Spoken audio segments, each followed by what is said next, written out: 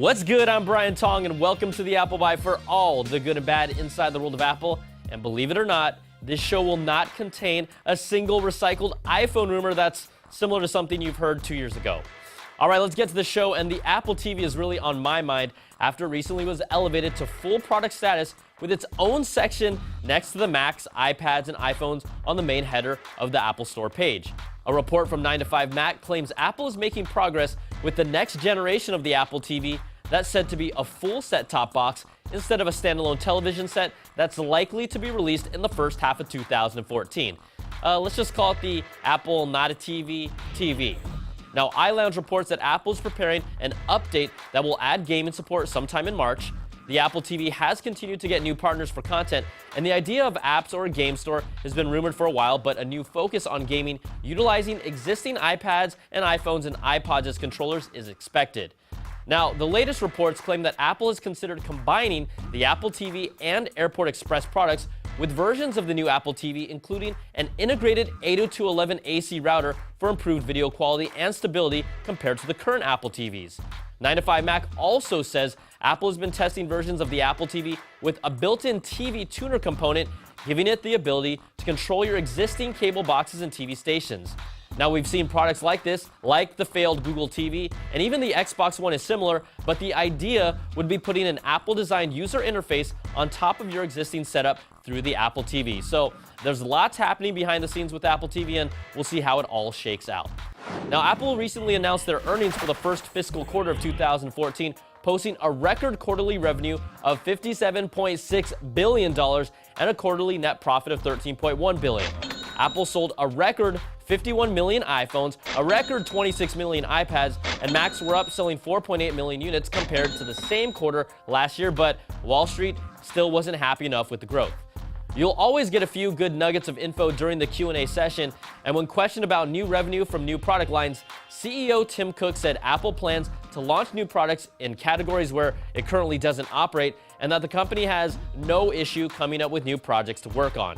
Cook also expanded on Touch ID, and when he was asked about mobile payments, he said, "Mobile payments in general is one that we've been intrigued with, and one of the thoughts behind Touch ID. We're not limiting ourselves just to that, but there's a big opportunity on the platform."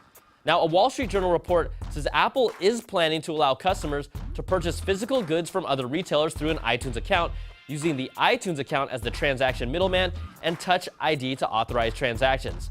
And it's still a long ways out from happening, but I've always been a huge fan of the cell phone as a wallet since I used it in Japan in 2005, and I'm just waiting for it to really get here. In some cool Apple news, Apple was granted a patent filed in 2010 for a laptop with a two-sided glass display housing. It would have the usual screen on the front face, but the rear side would hold photovoltaic cells for solar charging, a secondary display, and sensors for touch input. Just think of pointing the back of your laptop to the light source to power it, or I like to call it booty to the sun. Ooh la la.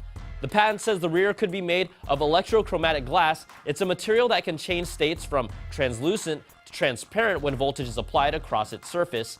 And touch controls on the rear side could unlock a magnetic latch mechanism or be used for media control or other software inputs. And it's just one of the cool ideas Apple has been playing with, but it doesn't mean we'll be seeing it anytime soon.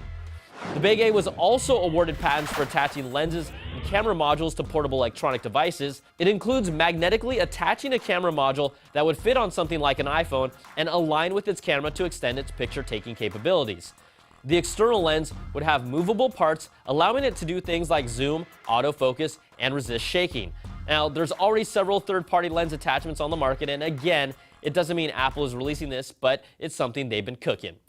All right, guys, let's announce the winners for our Kensington Thin Folio with Keyboard for the iPad Air giveaway.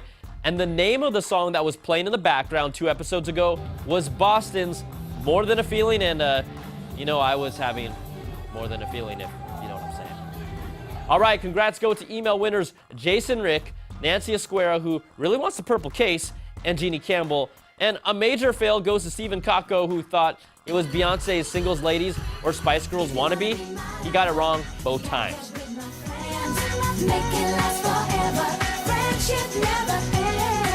And our Twitter winners go to P.A. Mills, Alden Wong, and Kelsey Unger. So congrats again, and we'll be in touch. All right, that's going to do it for this week's show. Remember to email us at theapplebyte@cnet.com or tweet me at Brian Tong, and I'll talk to you if I feel like it.